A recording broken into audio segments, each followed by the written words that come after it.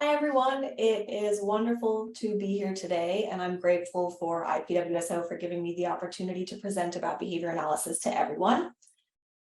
So the agenda for today is to first just go over a very brief introduction to applied behavior analysis as a science. I could probably talk to you about applied behavior analysis and Prader-Willi syndrome for like 3 days straight, but I will try to fit as much information as I can into 10 or 15 minutes. So we're going to talk about how behavior interacts with the environment and how this can come into, can help us to conceptualize behaviors of concern from a behavior analytic perspective when they occur with Prader-Willi syndrome. So what is applied behavior analysis? So ABA, or applied behavior analysis, is the science of human behavior. We're interested in how behavior is shaped and maintained by the environment. So the environment and a person's biological predispositions, as well as a person's history, as well as many other impact or factors of a person, are constantly interacting. So within behavior analysis, we look at how those environmental variables may change behavior, may prompt behavior to occur, may maintain behavior, and how we can modify those environmental variables in order to change behavior over time. A lot of the science of behavior analysis is also interested in how organisms learn. So we want to know how you learn new behaviors, we want to know how you've learned past behaviors, and that can help us to teach you more adaptive behaviors in the future. And ABA is currently best known as a therapeutic intervention for autism, but it has much more widespread applications. So there are applications to something called organizational behavior management, health sciences. So there's lots of behavior analysis who are working on things like smoking cessation and exercising and healthy eating.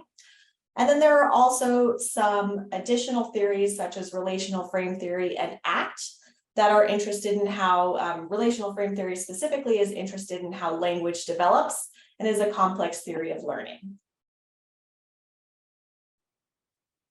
So there are a couple of foundational concepts of behavior analysis. So there are 2 types of conditioning that are broadly recognized currently. So that's classical conditioning. Many of you may be familiar with Pavlov's dogs. So pairing is what we would consider to be classical conditioning.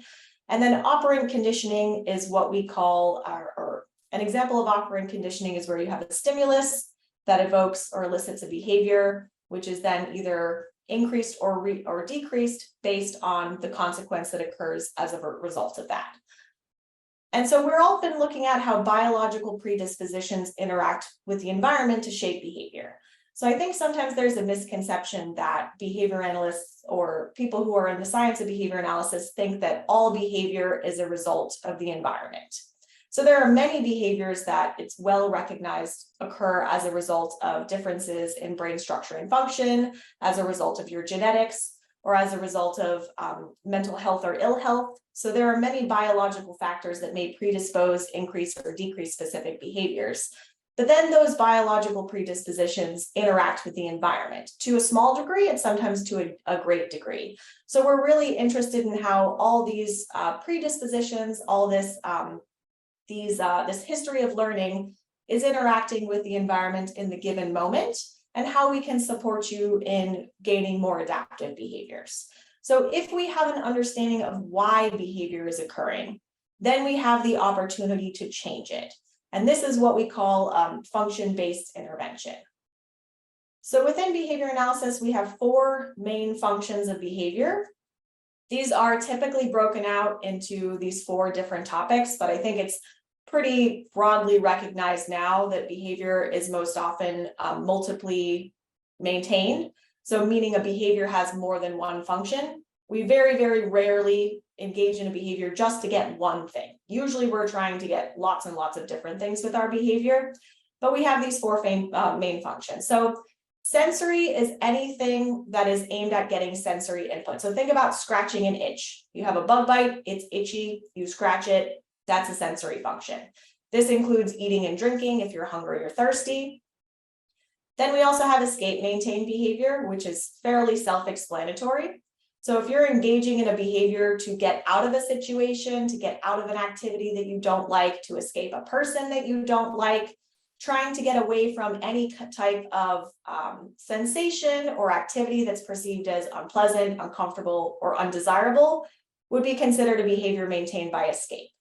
So for example, if you have a student in the classroom who is skin picking at their wounds in order to get out of math class, that would be an escape maintained behavior.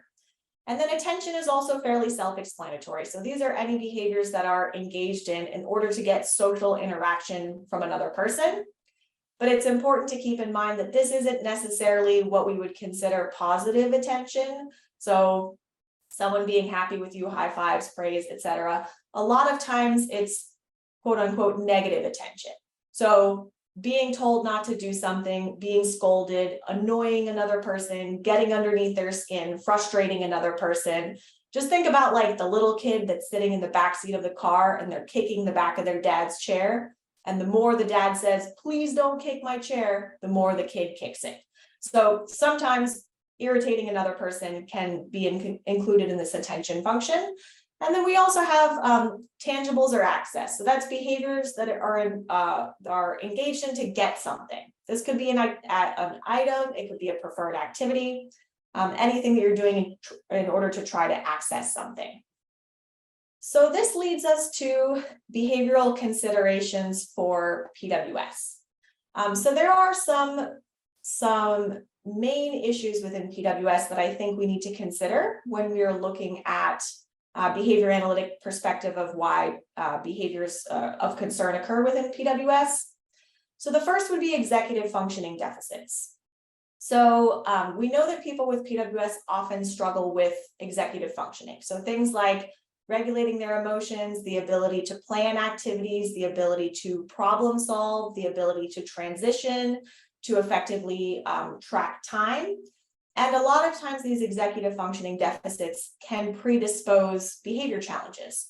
So for example, if something frustrates you and you don't have good emotional regulation skills, that's likely to result in a tantrum. If you are living in a residential setting and every time you get up in the morning, it takes you a long time to plan what your morning is going to look like, and it takes you a long time to transition from one task to another, then you may have behaviors of concern. So you may engage in tantrums, you may engage in refusals, because these executive functioning deficits are not setting you up for success in terms of planning your morning routine appropriately. This can sometimes be further complicated by auditory processing delays. So if you are having a hard time properly processing the instructions that a person is giving to you, especially if those instructions are given very, very quickly, then that can further lead to behaviors of concern, especially things like refusal. And then we have a lack of motivation. So a lot of considerations within behavior analysis are, what is a person's motivation for engaging in this behavior? So that leads back to the functions of behavior. However, there are a lot of physical characteristics of PWS that lead to a lack of motivation. So if you have low muscle tone that results in fine and gross motor deficits, anything that requires fine or gross motor skills is particularly difficult for you. You also have fatigue, so muscle fatigue and just general fatigue, daytime sleepiness.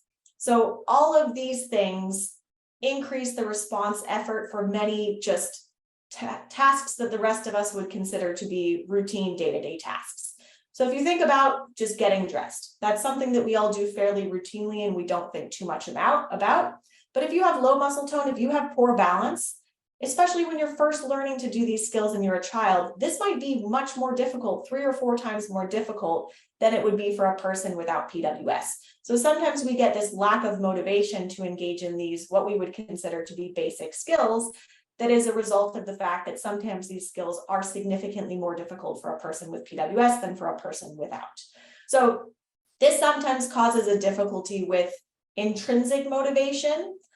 So there is sometimes insufficient intrinsic motivation, if you want to just talk about that as a broad concept, like the motivation to do the task itself is not there because the task is so much more difficult. So sometimes we have to create some external motivators to get those tasks done in a timely fashion.